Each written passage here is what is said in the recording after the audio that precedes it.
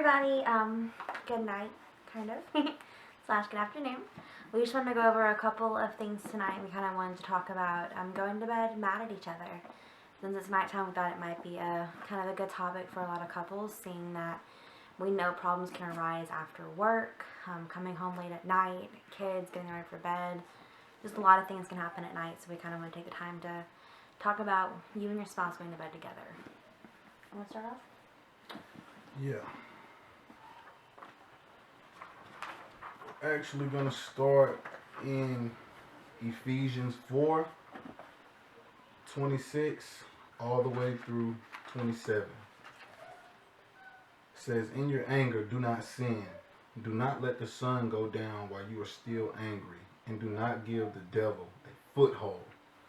And really what that is saying is when you get into arguments, the issue is people get into arguments and then they don't realize that when you're in an argument, you're fighting with your spouse. When really, that is the time when you fight against the devil. That is the time you figure out what the issue is and you pray about the issue. You do not let the issue continue to go on, because then it'll continue to grow and become a bigger issue through your mind, through your feelings about how you feel.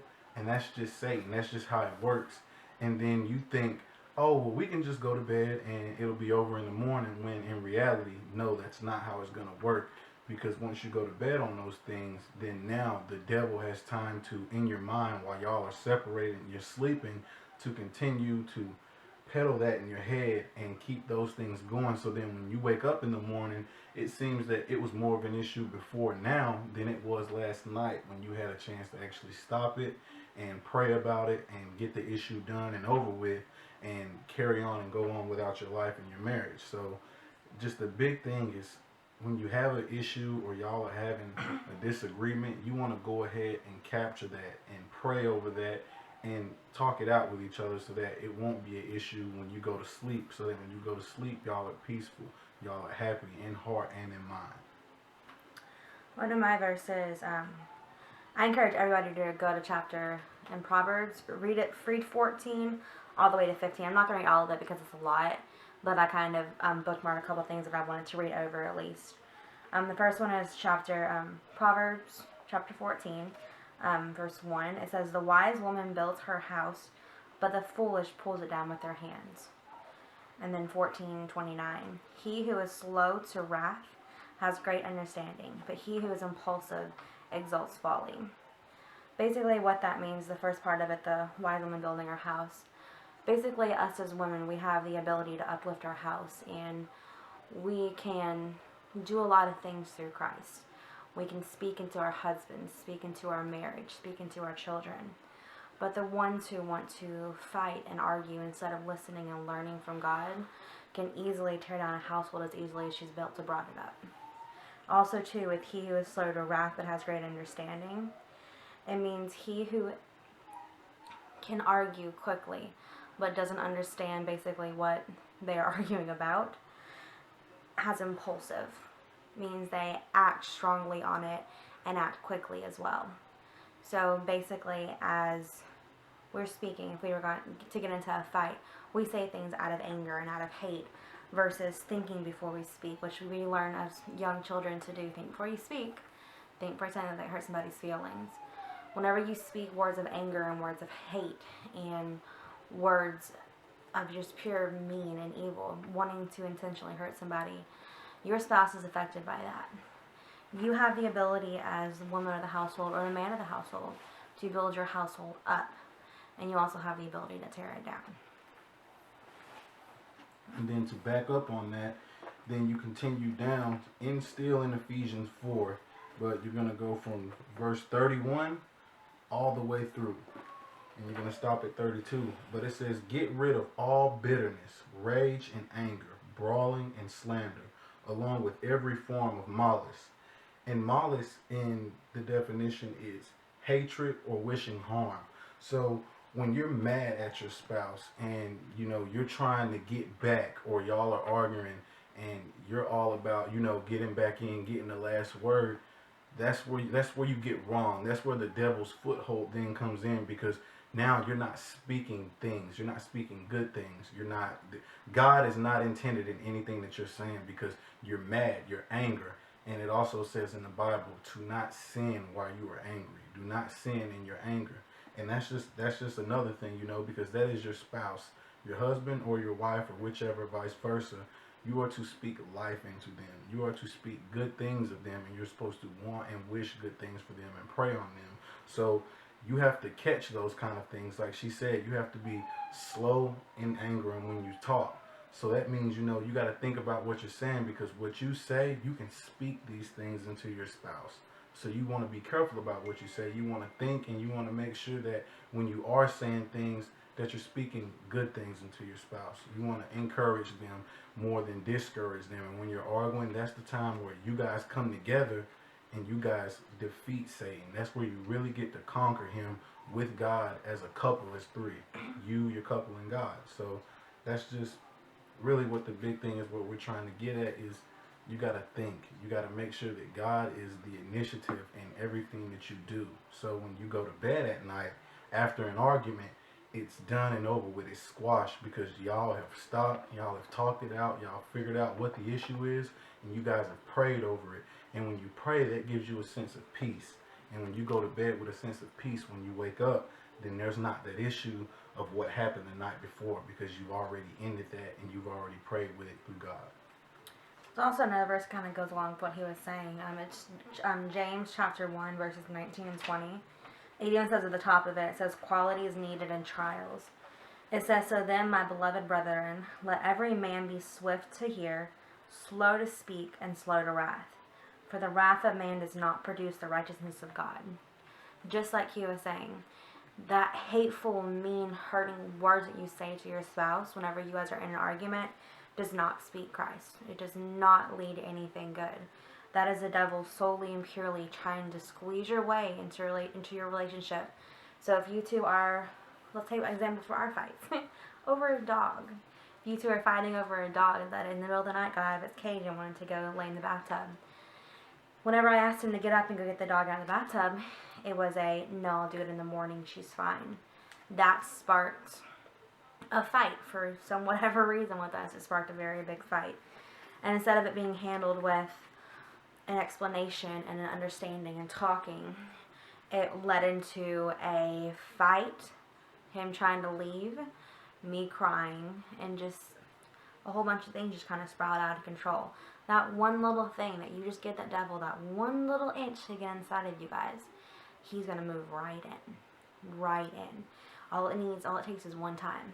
So by speaking the words of God into your spouse and by praying to each other, that way you know that devil can't get in whenever you guys are strong in Christ together. That's why it says, for the wrath of man does not produce the righteousness of God.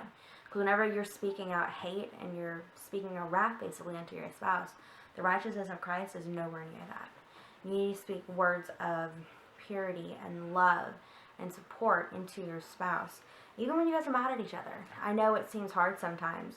You think to yourself, well, there's no way I want to talk to him whenever I'm mad at him. Just honestly think about it. Choose and pick your battles. Is a battle over a dog worth your husband leaving in the middle of the night? No. And is a battle over a cell phone worth possibly trying to lose your family over? There's no battle that we as humans produce that could equal up to losing a part of your family, which your husband, your wife, your boyfriend, your girlfriend, your kid's father, kid's mother, that is your family. There's no type of fight or anger or temperament that can make losing that worth it. I understand things can happen as far as cheating or lying or betrayal, but honestly, God can heal anything out of any type of relationship, no matter what has gone on or what has happened, from point A to point B. If God is in the middle during those points, there is no way that the devil's gonna be able to come in between that and mess that up. Even if along the way you stumble and fall, God doesn't leave your side. Once you are a child of God, you are His child, and He understands, just like you being a toddler and your parents understand. You're going to fall sometimes and you're going to make mistakes. You're God's child. He knows you're going to make mistakes. And us as being a spouse with each other, we have to understand that we're going to make mistakes as being a married couple. And the key to all that we're trying to say today is forgiveness. Forgive. Never go to bed mad at your spouse. Always learn to forgive. Open your heart back up. Because honestly, that small fight is going to seem so minimal in the morning that you're even going to wonder why you even started it in the first place. That's right. And really what she's saying is when she talks about,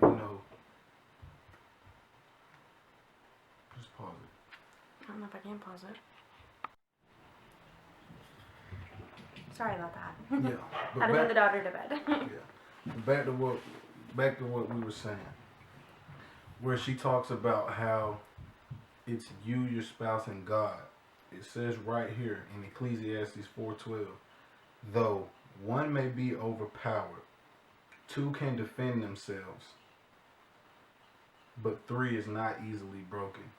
And all that's saying is when you fail, your wife is there to pick you up. If your wife fails, then you are there to pick her up. If you both fail, then God is there as the third to hold you two together. So therefore, there's time to repair you and your wife, and then therefore you guys will be able to stand alone again, but God will always be there. So the big thing is you just have to have God in your relationship. God has to be there. That is a must. There is no way around it. There's just no way around it. There will always be issues, and there will always be obstacles that'll be hard to overcome, because you and your wife you guys are just human beings. There's no supernatural power there with you guys if you guys aren't built up on God and have established a true covenant between you, your spouse, and God. And that's what you have to have. You have to die to yourself. You as a husband, you are to devote yourself to your wife. You are to live your life through your wife, and it is vice versa for the wife. So. Alright, you guys, that was all that we had tonight. So, before you go to bed tonight, everybody pray with your spouse, pray for your spouse, pray over your spouse, and pray for each other and your relationship. If you have kids, pray for them as well. But try for the next week just to pray before you go to bed. Whether it's a, dear Lord, thank you for this day, keep us safe at night, amen. You don't have to speak for 30 minutes to God. We understand not everybody is the same. Not every couple prays the same. But just try before going to bed. Take the time, 5 minutes out of your day. God gives you 24 hours in a day. You can at least give him 5. 5 minutes out of your day and just pray with your spouse. See if it can help anything in your relationship for the next couple weeks. See what God can do in both of your all's lives. We've been doing it now for 4 weeks. Yeah. It's been out of jail. 4 weeks. And my work life has completely changed. My depression is almost completely gone. God can heal a lot of things if you let him, give him the chance to. So pray with your spouse tonight. Let us know how it goes. Leave us some comments. Let us know if you have any questions about anything. You guys have a good night. You got anything? That'll be it. Okay, good night, you guys.